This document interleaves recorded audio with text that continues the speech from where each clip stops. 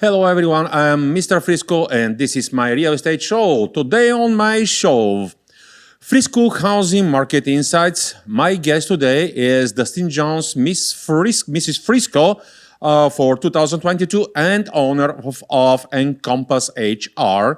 And what's new going on in Frisco business and social life? Meet Mr. Frisco, a realtor selling residential real estate in Frisco and far north Dallas.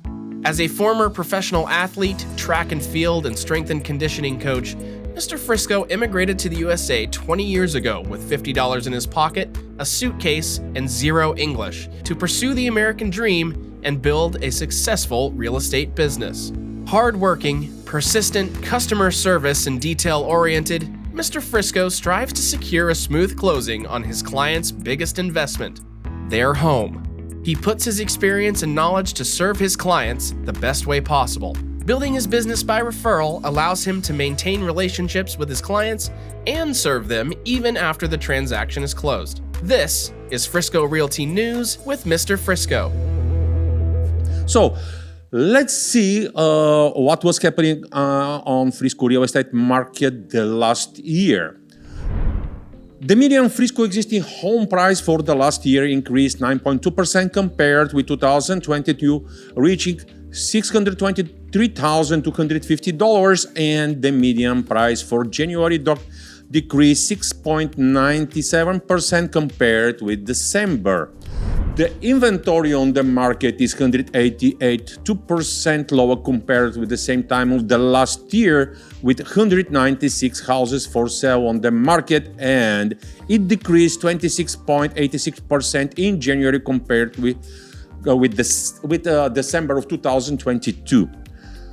The inventory it's still very low in Frisco, and it's difficult to find homes. It's still difficult.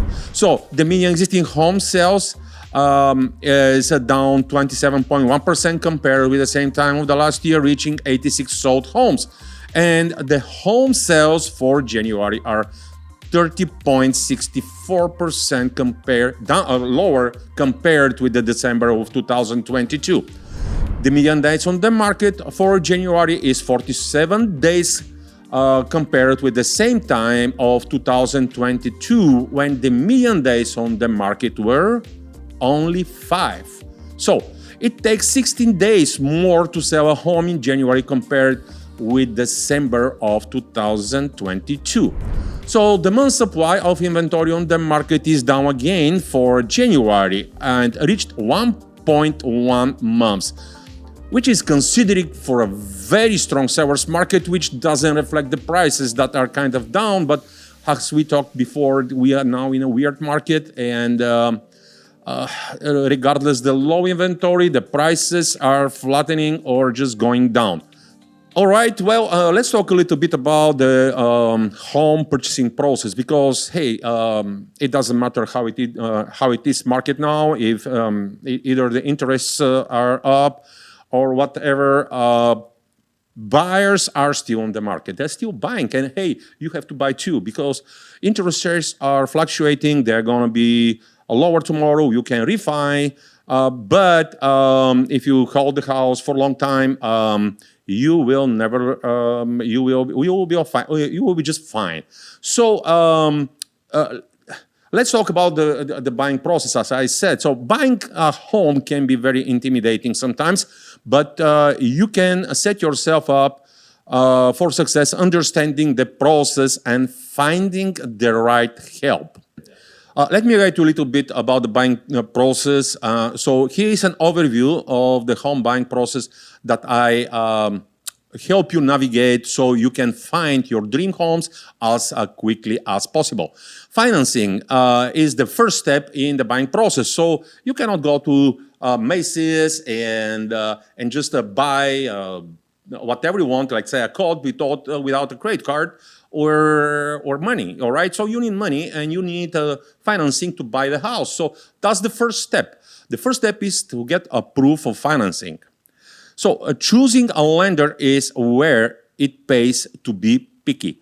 Not only can the right lender get you a great rate, but they can make things so smoothly during closing. So skip picking the first online result or randomly walking into your bank. Instead, please seek the advice of friends who have recently gone through the home buying process. Ask them about the experience, or just ask your realtor, like if they have somebody who they rely on and trust. So closing as hassle-free as possible, it's about the right lender. So the next step in the process is to find the home, which we're gonna go around. I will show you homes, and finally you will like one, but now you have to make an offer.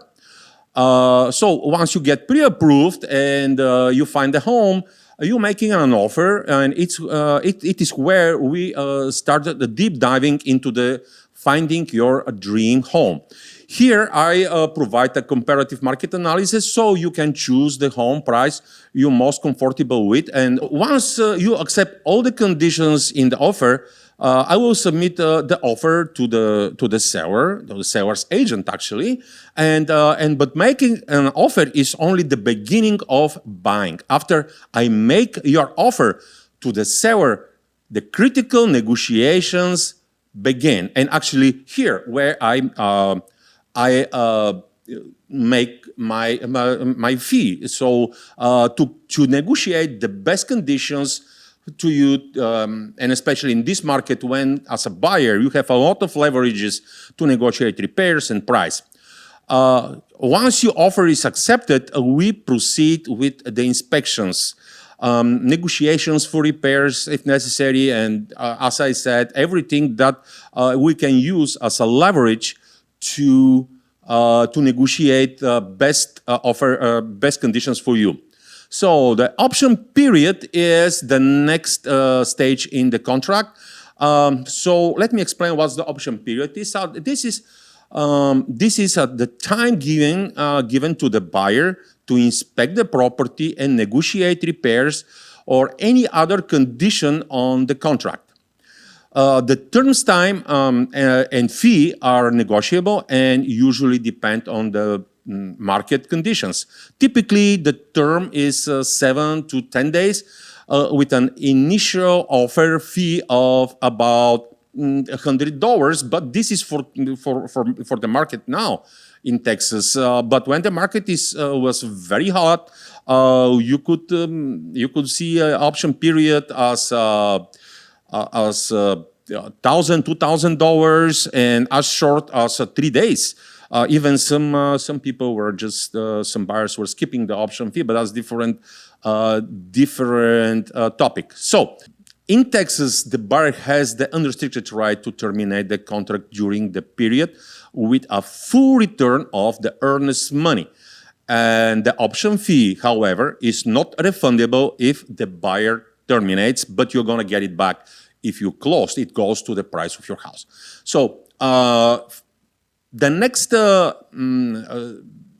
interesting part in the buying process, that's the financing contingency. This is in the contract, and so the financing contingency is given to the buyer to be approved for a mortgage. Okay, so your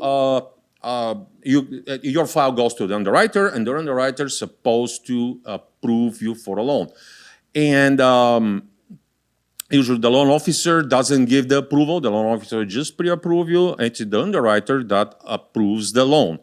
And there is a certain time and terms in the contract that you have to be approved for this loan. So during this period, the buyer should submit all additional paperwork required by the lender to obtain conditional approval. Suppose the buyer cannot obtain approval in this period, in that case, the financing contingency should be extended, or the buyer has this unrestricted right to terminate, and the contract walk away from the contract and get the earnest money back. And then this is the happiest part of the process is the closing. So both parties should sign the closing documents at the title company on closing day. And in addition, you will need to bring your ID, driver license, and closing funds in the forms of certified funds, money order or cashier's check. Lately, the title companies don't accept even cashier's check. They just accept wired money. So the amount you need to bring to the closing table will be in the closing disclosure, which will be provided by the title company. So what kind of funds will you need? So how much is this going to cost? Well, it depends. You may have to meet a minimum down payment to secure funding, depending on your loan on your loan type. For example, you need 3.5% on FHA, a federally insured loan, and 5% for a conventional loan. There are other loans, like a VA, or that are 100% financed. So, however, you have to choose the right loan for you. However, to avoid paying PMI, private mortgage insurance, you will need a 20% down payment when securing a conventional loan. Once you have built 20% equity, for example, if you put only 5%, but once have you built equity in your new home, 20%, you can ask your lender to waive the PMI. With an FHA loan, the insurance lasts for the loan's lifetime. So that's one thing you have to keep in mind when you apply for FHA loan. The PMI lasts a lifetime. Another payment you will encounter is earnest money. Although earnest money is negotiable, it's a typical 1% of the purchase price.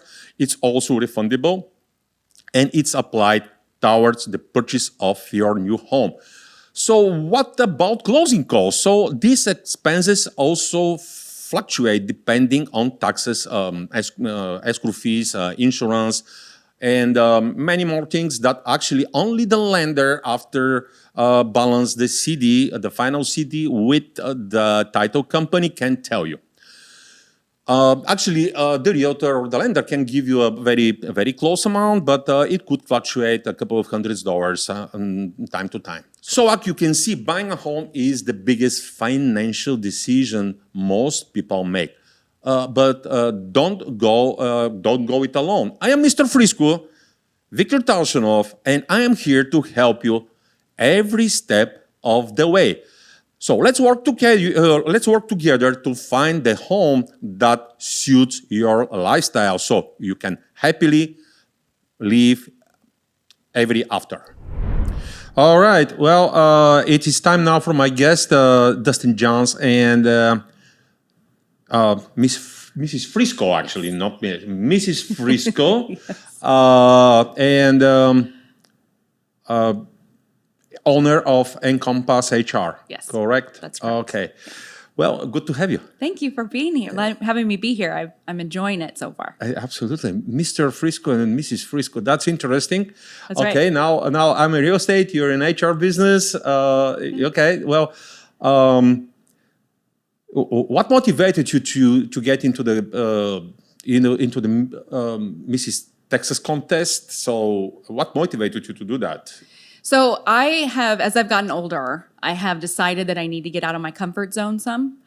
That's why I started my business a year ago, was to just do something different. So I figured the pageant world is something I haven't done in about 30 years. So I'm dating myself.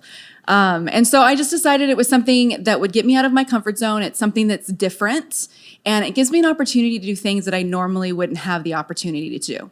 And so I decided to sign up for Mrs. Texas with the support of Miss Frisco, who was Taylor Kilpatrick from last year. She's a friend of mine, and she encouraged me to do it, so I did. And so I was honored with the title of Mrs. Frisco, and I'll be competing for Mrs. Texas at the end of April. And I've definitely gotten myself out of my comfort zone. There's a lot going on there, and a lot that I'm looking forward to that I wouldn't normally do. Well, yeah, it's kind of challenge, yeah. It is. It is a challenge. It's a challenge. I think mostly for me, from a mental perspective of prepping myself to be on stage with some just amazing women, and to be able to present myself well and to represent the city of Frisco as well as I possibly can. Yeah. Yeah, we are the fastest growing city. We're a Yes. destination city. Yeah. We should have a winner in the Texas contest. I mean, that would be fabulous. I would love that. That would be fantastic. And Frisco is just one of those places that so many people want to be. And I get asked all the time, you know, where's Frisco? Or I can't believe you live in Frisco. And I've been there for 10 years and absolutely love it. Yeah, almost the same time like me, met 13 years. Yeah. Well, we're going to all cheer for you, okay? Well, thank So, you. I appreciate that. April 27th through 29th, it'll be in Corsicana, Texas. Okay, so are they going to show it on the TV? I think they'll live stream it. I just don't have that information yet. Well, you should give it to us. I will. All right? I will do that. Okay, we're going to cheer for you. Thank you. Must win. That's I it. will. I will do that. Okay. Who is Mrs. Frisco? Who is something about your background? You know, who are you? Oh man, that's a big question. I am a Texas transplant. I've been in Texas for since 1999, and I got here via Virginia from San Diego. So I was born and raised in San Diego. And the interesting thing is I have family in Texas. My family is from West Texas and had been here for a very long time. So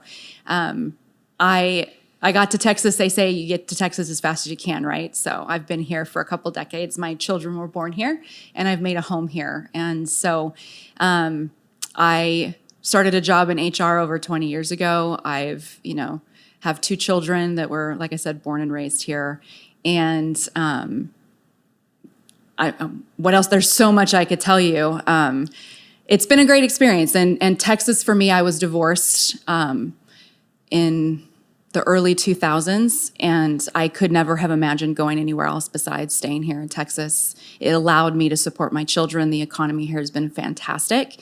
And so I stayed instead of leaving, and I've been here ever since. And like I said, I've been in HR for 20 years, and I've loved that, and branched out on my own about a year ago. Well, that's what I have learned when I moved to Texas from far away, a little country in Europe. So one Texan, forever Texan. So you here forever, I'm telling you, you're not moving. I mean, it looks like it. I'm not sure where else I could live that gives me the type of lifestyle that I have here for the price. Yes. Honestly, yeah. Yeah, that's economic opportunities are is. probably the main engine to move people around the world and around United States, wherever, and countries. Yeah. All right. So you said 20 years in the HR business, and suddenly you have your own company. How did that happen?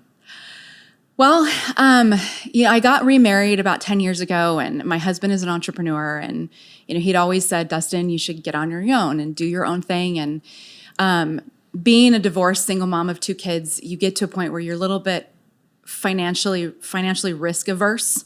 And so that really nice paycheck coming in was something that I was like, well, no, I'm just gonna stay, And a couple of years ago, I really started seriously thinking about what could I do. And I've been in HR for a long time. I've made a lot of connections.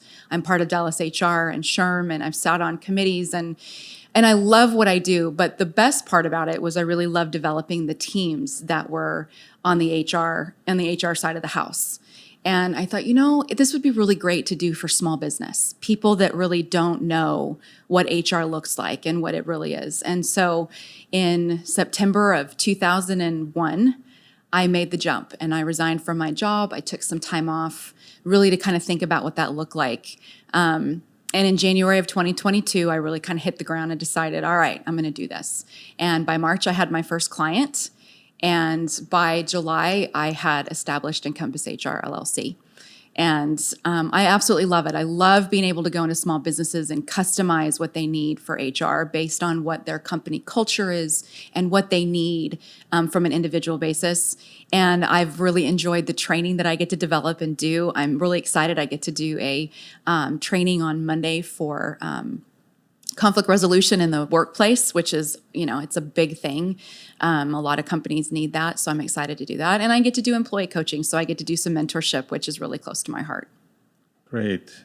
So, by the way, getting out of the comfort zone is the most difficult thing in the world. It is. Let me tell you, as an immigrant that came here with no English, I was in my comfort zone in my own country, and just breaking that, it is very difficult. So yeah, congratulations. You winner on that. Thank you. I'm excited, and I think that I'm set up in a really great place. Frisco and Dallas is really good for entrepreneurs. There's a lot of resources, a lot of people that have started their own businesses. And so it's been a really great experience, and I'm looking forward to more. Well, great. Again, congratulations. Thank you. And what's your focus? Tell the audience what's your focus in HR. I'm not very familiar with the HR. I know that there are people that when I call for my, to check the rentals, the tenants, Yep. background check, and they give me information if they work there. But my knowledge about the HR is very limited. So can you tell the audience what exactly the HR includes? It's probably very broad, but the briefer the better, whatever you decide. And what do you focus on the HR field, the HR profession? Right. So you're right, HR is very broad. It can cover all of your employee relations. It covers all your training and development. It covers can cover payroll, which is not something that I've chosen to take on. But essentially what I do is my job is to go into a new business or a business that's been around for a while that's growing and take care of their employee issues, anything that has to do with their employees so that they can continue focusing on building their revenue versus worrying about what's happening with the employee base. And that can be as simple as how do you onboard a new employee, and be compliant? What does that look like? All the way up to I have an employee that's a problem. What do I do? Right. So it's soup to nuts. I do all of it. And it's broad. So really the customization for me is going into a business and saying, what do you need? Because I don't want to do something that they don't need. Because if they don't need it, why would I do it again for them if they already have it, right? So, and it can be simple things, putting a handbook together, which means the employees know what their policies are, right? Employees like to know if they have PTO or not. So those types of things. So it's really just depends on what the employee needs, but it can be very broad. It can be very boring. So a lot of owners don't want to have to mess with it. So I can come in and do that for them. Okay. So we just entered 2023, almost the second month. Yeah. It's gone. Yeah. I believe soon we're going to have the next New Year Eve, but whatever. We just entered 2020. It flies by the time. It does. But I mean, what's your goal for 2023? So you're already 1 year in business. So what's your goal for the next year? So my goal for the next year is to triple my client base and to really start focusing on developing training for clients. So I'm shifting a little bit from 100% consulting to really making sure that I'm doing that training piece as well so that I can do that for a broader audience, not just go into businesses, but also to build webinars and mastermind courses that are online so that people can come and attend those. And it's not necessarily just based on a client need, but it's based on an employee need. HR professionals need that as well. So I'm working on that right now to develop a nice library of trainings that I can do, but also ones that I can do online and create some webinars for that. So those are kind of my goals. I'm sure that in 6 months I might shift those goals a little bit, just depends on what comes. You got to stay flexible, right, as a business owner. So you're going to educate small business owners about everything in the HR field, how to grow their business. Yeah. And there are businesses that have been a long time, but when they start growing, that's this growing pain, they experience. So you're going to help with that as well. Yes, absolutely. I love those companies that, I've got 50 employees and I've never had HR, but man, we're trying to triple our employee base and our revenue streams. And how do we do that, and stay compliant? Because the federal government right now is really starting to crack down and have more audits. I think they're trying to make up for COVID when businesses were closed and they couldn't get in. And so they're all kind of banding together now and saying, well, if I audit this company with the IRS, we're going to tell the Department of Labor that we're doing that. And so it becomes a little bit more risky. So compliance for HR becomes really important, really important. Well, I believe that a lot of small companies, after they found out that why they didn't know, they even getting scared sometimes. Oh, yes. Yeah. I mean, you don't know what you don't know, right? So then when you figure it out, you're like, oh my goodness, I probably should do something about that, right? Yeah. Yes. Well, that's important. That's It is. important. You said audit. People always,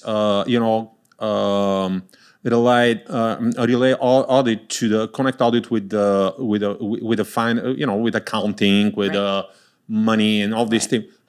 How this is, what kind of audit is that? Okay, because let's say if I can say somebody, hey, it's the audit, and say, who is coming? IRS or whatever, Yeah. So what an audit on a small company is going to include, and who does it? So the Department of Labor likes to do audits. The USCIS, the Immigration Service, likes to do audits. So if you're a company that hires folks on any type of visa, then you need to make sure that you're compliant. And the USCIS can come in and audit your files to make sure that you're keeping up and that you're treating them fairly and that you've got the right documentation for them to be able to work. And those audits usually will include your immigration attorney as well as your HR department, because your HR department should have access to some of those files. Department of Labor can come in and do audits if you're getting EEOC claims. So if somebody's claiming discrimination, or if there have been, enough people to complain about the company, they can come in and say, I want to look at your books. What do your personnel records look like? What do your disciplinary action look like? What do your policies and processes look like? That will include definitely your human resources leader, as well as you're going to want either your general counsel or an outside employment attorney to come in and do that with you. Yeah, so that includes a big scope of attorneys. It does. It can. It can. It can. Yes. Yeah, it depends. Yeah. Yeah, because you mentioned immigration attorneys, and I'm very close friend with them since 20 years in immigration. I'm a citizen now, but I had a lot of encounters with them during my immigration process, and I believe that not many small companies they do all of these background checks or require something, or let's say consult with immigration attorney, what kind of visa, because honestly, I have been in a small business world for a long time, long time, let's say 15 years almost. And I talk to people, and most of the people, they're small business owners, entrepreneurs, some of them hire, and they have no idea about immigration law. Because I went through all of this, so I have some idea. I'm not an immigration lawyer, but anyway, when I say that, what that kind of visa is that? And I know them all. Just I needed to know them. So there's a lot of them out there. Yeah, do you have same impression that they're the people, that small businesses, they are just not compliant, but they have contacts and they know enough about all of this, or they're not kind of not very familiar with that topic? Yeah, it depends on the person that's running the organization. If it's a small mom and pop shop that's just really grown, chances are they're going to know some of it, but not all of it. And again, you don't know what you don't know, right? So hiring somebody to come in, at least kind of pull back the curtains and open the books and say, here's what you have and here's what you don't have, and here's where you could maybe get dinged on or do better. It's always a great idea to do that as a business, especially if you want to grow, right? So that you have an infrastructure in place to support that growth. But a lot of small businesses also don't want to spend the money. And, I'm somebody that can come in and you don't spend a whole lot of money to be able to do that, right? And then some of those changes you can make on your own with some direction. It's not hard. It's not rocket science. HR is not hard, but a lot of people kind of don't think about it as a necessity sometimes. Yeah. And sometimes they think of it more as a cost, because HR does cost companies money, right? pay for benefits, you have PTO programs, all the stuff that you need to do for your employees usually comes through HR. So we're looked at a lot like a cost center, but it's a necessity. And I believe that companies that start sooner do better in the long run because it's one less headache or one less thing that they have to worry about, and they can limit their liability when they do that. Well, yeah, and that could cost a lot of money if they save from that someday on this company when they got audited, or everything saved that is essential for the business could cost you in a short or long run lots of money. It does. It really does. And in the last probably 10 years, the Fair Labor Standards Act and the NLRB have gone after people for wages. So one of the easiest things that a company could do is make sure that they're paying their employees properly, right? Are they hourly employees that get overtime, or are they salaried employees that don't get overtime? And are you doing the right tests to make sure you're paying them properly?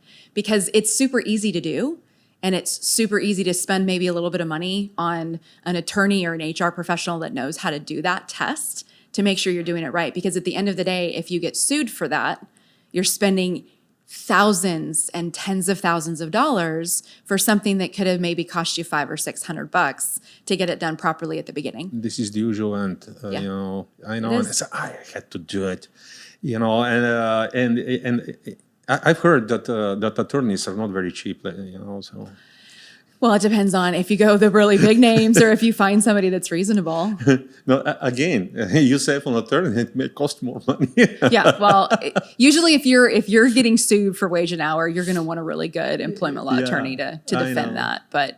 And it usually will cost you more in attorney's fees than for whatever the settlement is at the end of the day. Exactly. Yeah. Well, hey guys, better hire an HR, and we have the best here. That's right. That's right here. Okay, so Mrs. Frisco, any hobbies, any charities, any organization that you're trying to contribute or just attend? Yes, so I'm a big supporter of the veteran community, and I'm a member of the Frisco VFW Auxiliary Chapter, as well as the Collin County Marine Corps League as an auxiliary member. My husband is a 27-year retired military Marine Corps and Army. And so one of the things that I really would like to be able to do more of is support both of those organizations, as well as support the military veterans department at Collin College. They're doing a great job bringing veterans in and helping them to get careers set as they acclimate back into civilian life. And so that's very near and dear to my heart, and so that's something that I support. All right. Well, thanks for your husband's service. Thank you. If someone would like to reach out to you, how can they find you? So I have a website. It's www.EncompassHRLLC.com. I also have a LinkedIn page. So if you search for Dustin Jones, I'm there. And then I have my Encompass HR LLC page that's there as well. And you can get a hold of me that way. It's the easiest way to get a hold of me is through my website. Wonderful. All right. Well, that's for today. Thank you very much for attending my show. And I look forward to networking with you and see you around and help each other in growing our businesses. Absolutely. Thank you so much for having me. Absolutely. Thank you.